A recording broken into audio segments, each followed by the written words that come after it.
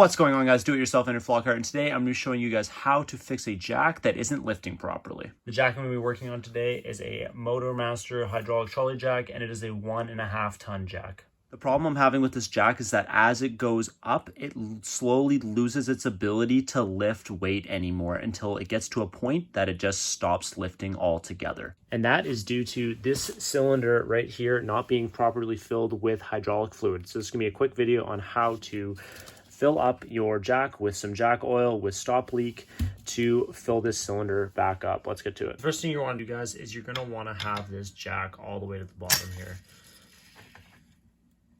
So we can go ahead and pop this off right here.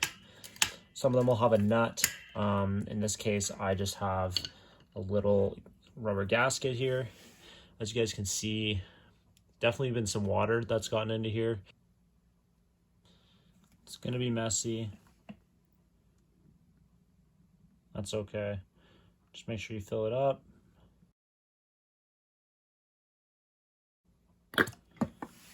There we go. Hydraulic fluid is all the way to the top here, and that's perfect. I'm just gonna go ahead and put the cap back in.